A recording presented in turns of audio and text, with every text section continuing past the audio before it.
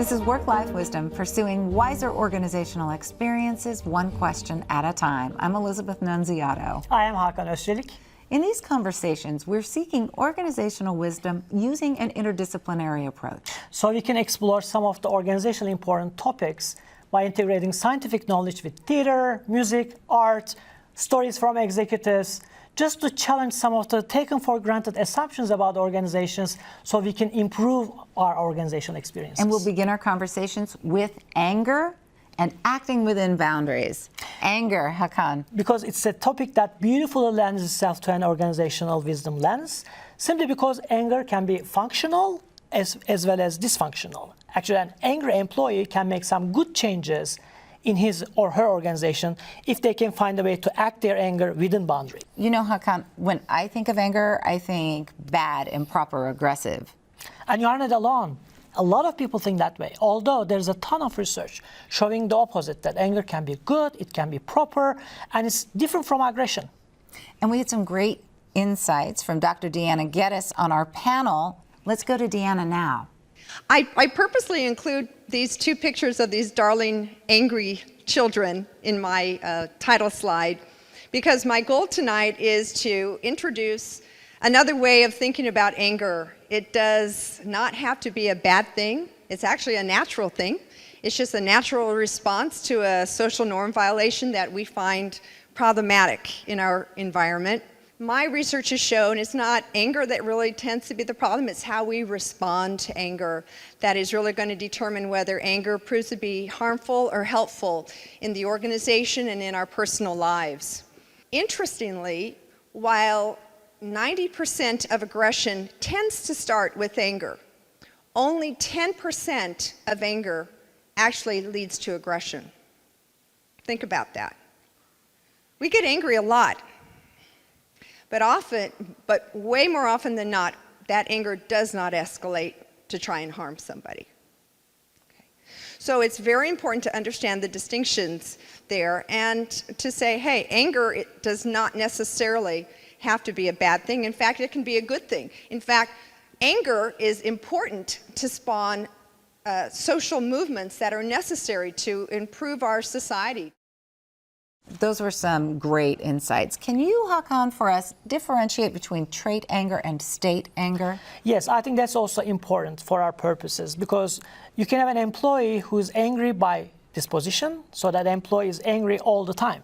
So that anger does not necessarily translate into functional outcomes because it's likely that that employee will be stereotyped and will create a lot of negativity around himself or herself. Hence, trait anger. Trait anger, which is different from state anger, which is experienced by anybody when something wrong happens. So you can have this employee who is happy by disposition, and yet the employee experiences something that's not fair, and it's important that they express that anger so that that problem can be solved. So now the challenge is, how can we help this employee to act within boundaries so that they can express their anger in a proper manner? The great news is that Deanna has a great model that tells us about how we can do that. Let's go to Deanna.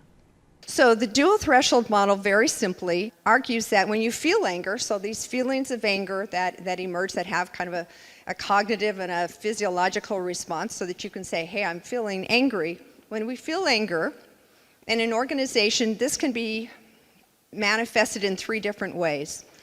Suppressed anger, which does not cross the expression threshold. Expressed anger, which simply crosses the expression threshold but does not cross the impropriety threshold.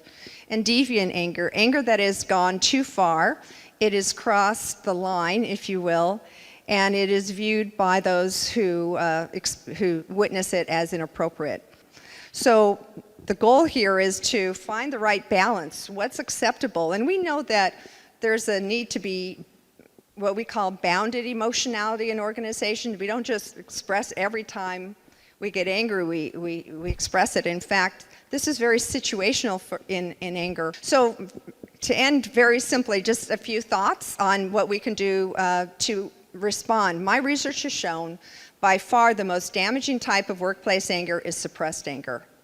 Way more damaging than deviant anger And of course, the expressed anger in that space between is where all the good stuff happens, the good conversations, the good interactions that say, hey, I'm upset, we need to talk about this. Anger can give us energy that can help to remove the obstacle that is preventing our goal or that has in some way violated a social norm. So, Hakan, these are great insights, but others may be thinking, as I am, that the key is receptivity on the part of managers. Managers are really controlling this environment ultimately. So how can we ensure that we be heard when we are expressing our anger in a healthy way? Exactly. Managers play a key role. So then the question is, how can managers interpret this model so that people in an organization are a lot more receptive than they usually would be? And accordingly, an angry employee in that setting would feel more comfortable to express anger. Overall, I think a wisdom cue we can gather from this episode is that when they feel angry about a work-related problem, employees can become agents of improvements in their organizations if they can properly act out their anger within boundaries.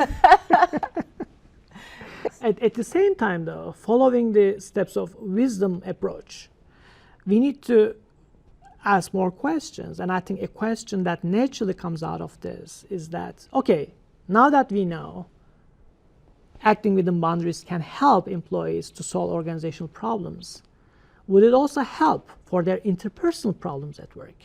When Jane is angry at Joe, can we use this model or in a way that these two employees can actually use that anger as an opportunity to improve their organization? So this is going to be our focus in the next segment. I have so many questions, and we will be pursuing those questions in upcoming episodes. This is Work-Life Wisdom, pursuing wiser organizational experiences, one question at a time. I'm Elizabeth Nunziato. I am Hakan Özçelik. And remember, Stay wise.